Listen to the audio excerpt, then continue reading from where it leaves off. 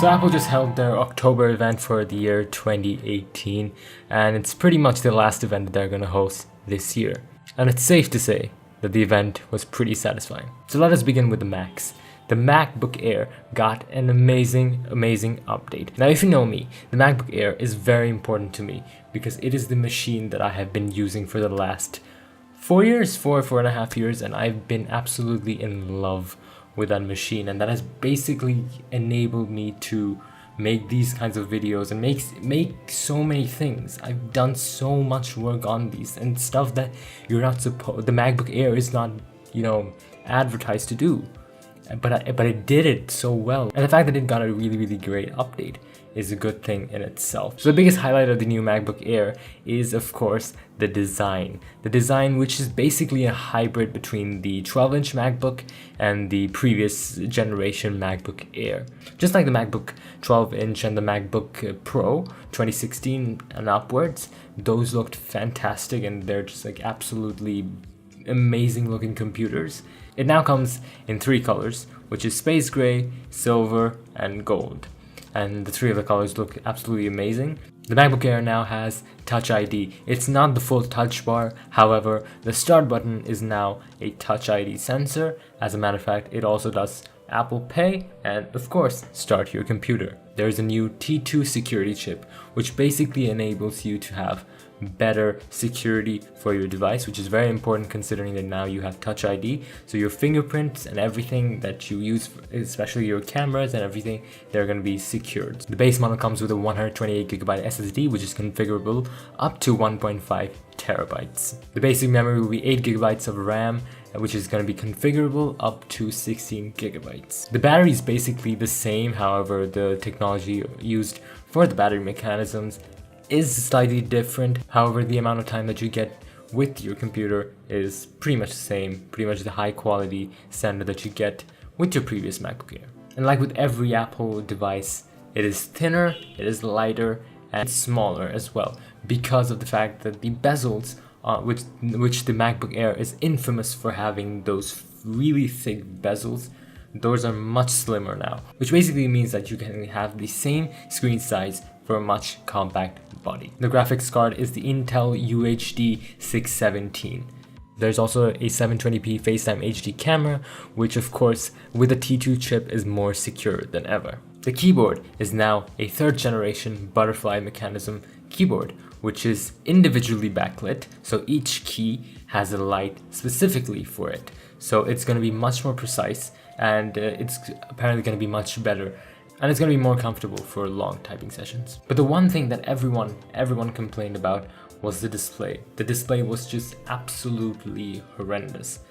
So Apple has finally listened to us, and they pretty much, like the way Tim Cook said it, he knows that we've been wanting this for a very long time, and he has given it to us.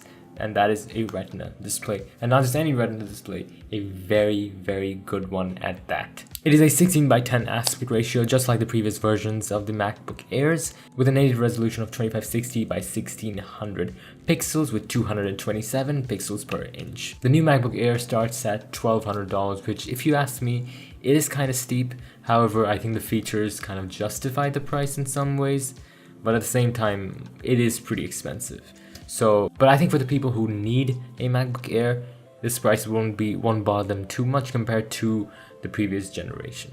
Now the next Mac that they announced in this event is what I like to call Baby Mac, or what's officially called as the Mac Mini. So finally, after 4 years, it finally gets a proper update. Now the design is basically the same as the previous version, however it now has a new color, which is space gray, which we were kind of expecting, because everything that they can get their hands on, they just make it space gray. The base model Mac Mini now starts at 4 cores, which is absolutely insane. The memory, of course, starts at 8 gigabytes and goes up to 64 gigabytes, which is absolutely amazing, because 64 gigabytes in a computer this size is absolutely phenomenal. The base model of the Mac Mini comes with a 128GB SSD, which is configurable up to 2 terabytes. The graphics card is an Intel UHD 630. The Mac Mini is known for its plethora of ports, and this time it's no disappointment there at all.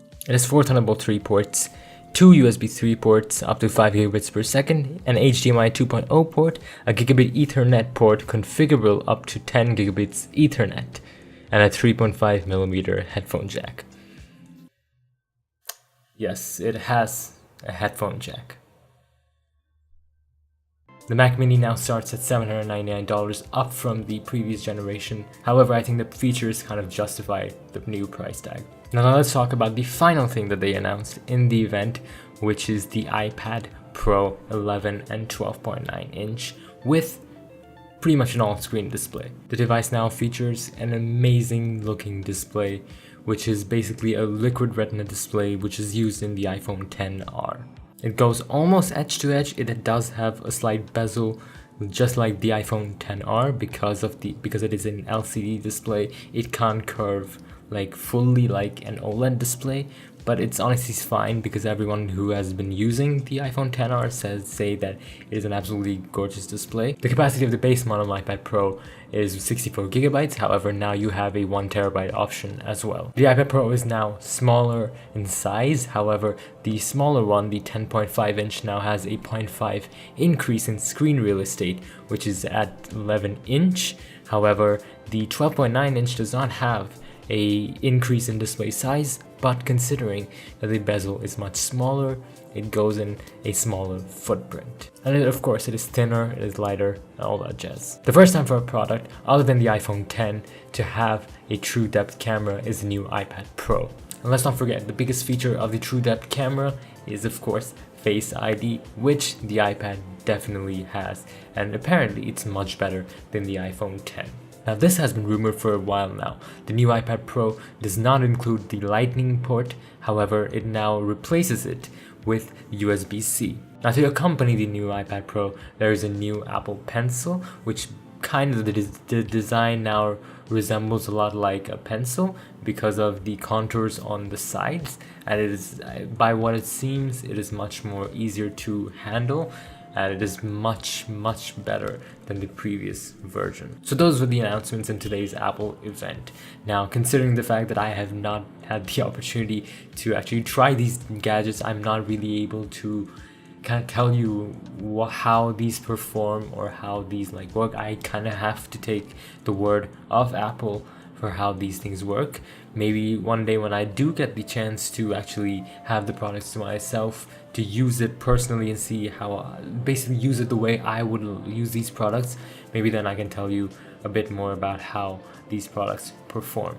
The new MacBook Air, the new Mac Mini, the new iPad Pro, these three products really were something extremely special, and I think each and every upgrade that they did bring were absolutely necessary, and I think especially for the Macs, and I honestly think that these three products are really something special, and I think everyone should at least take a look at it. So that's been it. Thank you for watching. This video was a bit choppy because I've been having some problems with my camera and the whole equipment.